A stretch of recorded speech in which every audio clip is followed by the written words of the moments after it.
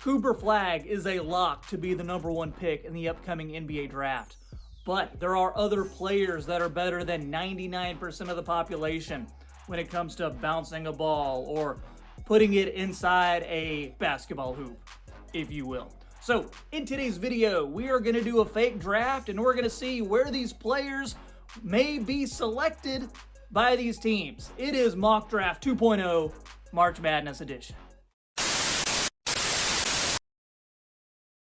Guys, thanks for checking out the channel today. My name is Troy. Make sure you drop a like on this video and hit subscribe for some of the best YouTube content that you're gonna find on the internet today. So, thanks to our friends over at Tankathon, we have a randomized draft order, and #1 pick in Mock Draft 2.0 March Madness Edition gonna be made by the Utah Jazz. They are selecting, of course, it's gonna be Cooper Flagg. He's the #1 player in basically any mock draft you look at. Flagg has consistently dominated all competition that's been placed in front of him. No different this year for Duke University. And he has lived up to those expectations for the Blue Devils. Makes a positive impact on both ends of the floor.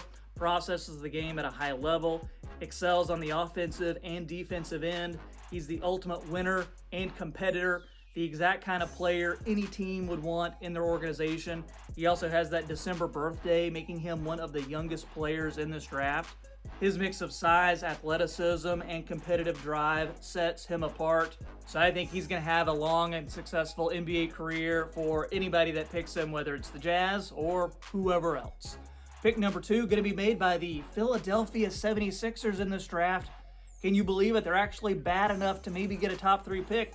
And they're going with Dylan Harper, son of Ron Harper and brother of Ron Harper Jr., who currently is a two-way player for the Pistons. So he has that basketball pedigree. He's got that basketball bloodline. He's got a great feel for the game, big-time shot-making ability, can score at all 3 levels. Not an elite athlete, but he has a strong frame. He's a big-time offensive talent who just knows how to play, knows how to win. He's got a knack for getting downhill to the rim, creating his own offense. He's got that dog in him, as they say. He's not quite the impact defender that Cooper is, but he's a great rebounder, uses his size and physicality effectively to stay attached to the opposing player while making his presence felt. I think he's going to be a solid pick for whoever gets him, and I think he's pretty solidified as that #2 selection, at least for now. Pick #3, going to be made by the Toronto Raptors.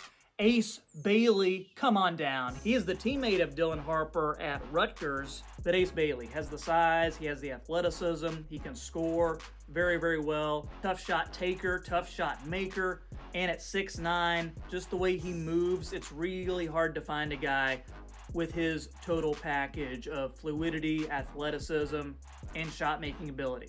Critics will point to his decision-making, though, saying that he doesn't always make the right read or generate easy offense for himself or others, doesn't consistently attack the rim for high percentage shots, and his off-ball defense could use some work. Still, though, scouts see shades of Rashard Lewis or Michael Porter Jr. with Ace Bailey's game. Pick #4 going to be made by the Chicago Bulls. VJ Edgecombe is the pick out of Baylor University.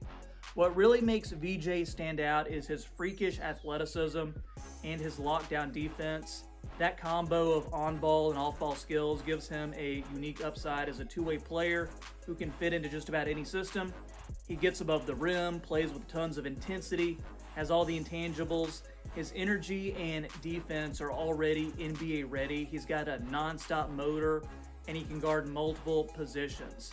His long-term success will depend on how much he can improve offensively. Right now, he needs to work on his left hand, his three-point shooting, and his decision-making. But if he can smooth out the rough edges, he could be one of the top guys in this draft. Maybe even an all-defensive team player down the line. I have actually seen Dwayne Wade comparisons with VJ Edgecombe. So another guard for Chicago. They're going to have like 13 guards and Modest Buzelis and Zach Collins on the team next year at this rate. Pick #5 going to be made by the Washington Wizards, and I have them taking Jeremiah Fears from the University of Oklahoma, 6'4" freshman guard. He's been lighting it up this year. He knows how to just attack the rim, put pressure on the defense, not afraid to get physical, finish through contact. He's been super efficient, especially inside the arc. And his quickness, his shifty handles really make him a nightmare to defend. His game is all about speed and creativity. He's got an advanced handle, and he knows how to change pace to keep defenders off balance. Defensively, though, there are some question marks. Not exactly a lockdown defender, but he has quick hands, good instincts, averages about 2 steals a game. I've seen Jamal Murray comparisons with Jeremiah Fears.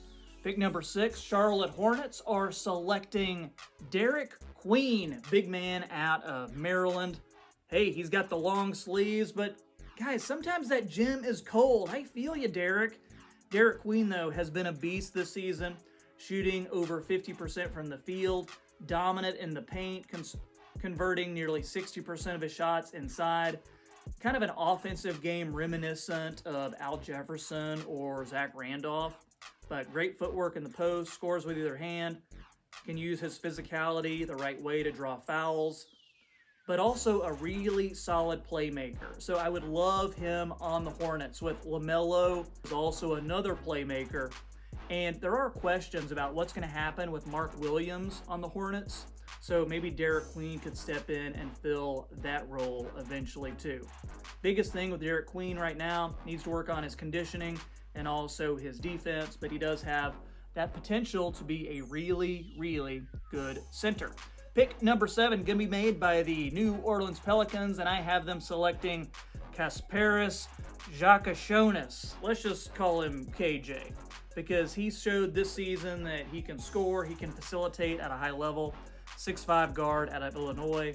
He's got size, vision, versatility. NBA teams love all that. He can run the offense, space the floor, make creative finishes at the rim. So all in all, a well-rounded guard, great passer, great court vision. Maybe a little bit of Tyrese Halliburton to his game if he can cut down on those turnovers and maybe improve his lateral quickness. I think he could be a pretty solid player down the line.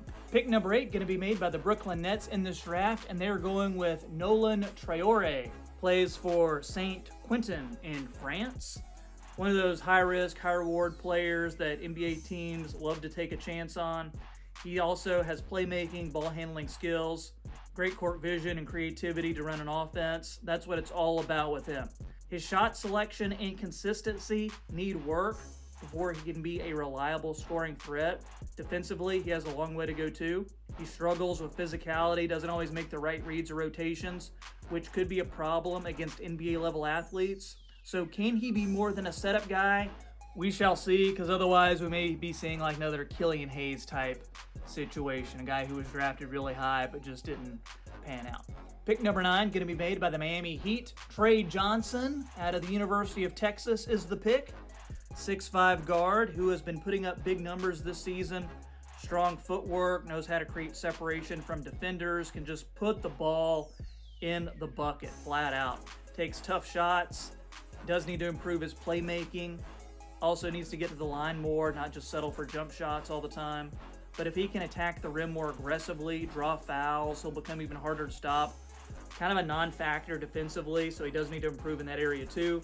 Needs to move his feet better to stay in front of quicker guards, and he needs to bring more energy on that end of the floor. So right now, he's kind of a Cam Thomas type player, but I think there could be more there. But coming into the NBA, he could be a good bench piece for a team like Miami. Pick number 10, going to be made by the San Antonio Spurs, and they're going with Kon Knueppel, Cooper's teammate at Duke. You see this guy and you think shooter, but he's actually more than that too. He's got a high basketball IQ, knows how to do the little things to help teams win. He can handle the ball, make smart passes, create his own shot when he needs to, plays hard defensively, and competes on every possession. There are some concerns about his speed, which could be a bigger issue in the NBA. But scouts are curious to see how he's going to handle defending quicker perimeter players at the next level. That'll ultimately determine his long-term success, but could fit into a role in that Spurs system. And hey, surround Wembanyama with shooters and some nice solid role players. Can't go wrong with that.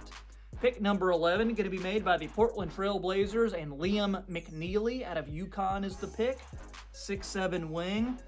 maybe a little overwhelmed this year at UConn, because I think maybe he was a little disappointing compared to what some folks thought he would be.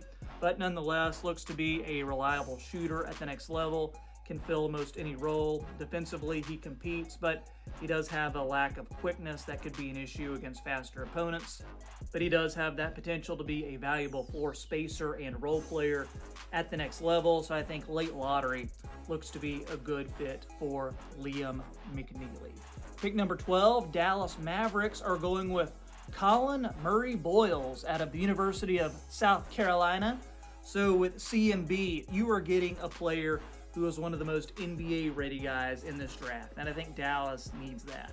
He's tough, high energy, can do the dirty work, makes winning plays, perfect fit for basically anyone with his high IQ, just has that role player mentality who can step in right away and contribute on offense. He's a force in the paint, finishes strong at the rim, draws lots of contact.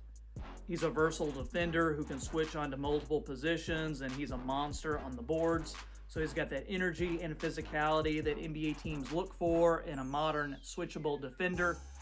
But I'm seeing Grant Williams comparisons, a guy who can stretch the floor, who can be physical inside, and also make winning plays. Pick number 13, the Houston Rockets are selecting Khaman Maluach, also from Duke, 7'2" big man.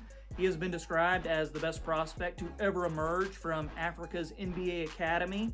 9'8" standing reach to go along with that 7'2" frame. There's some thought that Khaman will eventually be able to stretch things out to the three-point line like a lot of NBA centers are prone to do these days, but he has that combination of size, mobility, and shot blocking potential that makes him an exciting prospect. The tools are there, but also one of those guys that could see some high bust potential, but late lottery, and for a team like Houston who has a lot of players and can take the time to develop him, might be a good pick. And pick number 14, last pick of the lottery, going to be made by the Atlanta Hawks by way of the Sacramento Kings in this draft, and they're going with Asa Newell out of the University of Georgia. He played alongside Cooper in high school, actually, and was one of the best players during the Nike Hoop Summit and the best player for Georgia this year. Does all the little things at a really high level defensively, an outstanding shot blocker and rim protector. 6'11", so he can swat shots, he can rebound, he can rim run. He has a game reminiscent of Nick Claxton for the Nets. So if he can keep improving his three-point shot, develop more skills as a passer and creator, sky's the limit. He can be a versatile two-way forward who can contribute in a number of ways. Defensively, he's got the motor and instincts to be pretty solid there. Right now, kind of stuck in between the 4 or the 5, so there are questions. Is he more of a power forward? Is he more of a center? But really right now, an energy big man who has a solid foundation to build on, and maybe a team like the Hawks would be a good fit for him. So that is going to do it for Mock Draft 2.0 March Madness edition. Let me know what you think in the comments. Who do you want your team to select? And if I get 100 likes on this video, my next mock draft is going to be a full first round, all 30 picks. So make sure you hit that like button. Make sure you subscribe so you never miss an NBA video from me. And I'll catch you next time on the Half Court Report. Peace.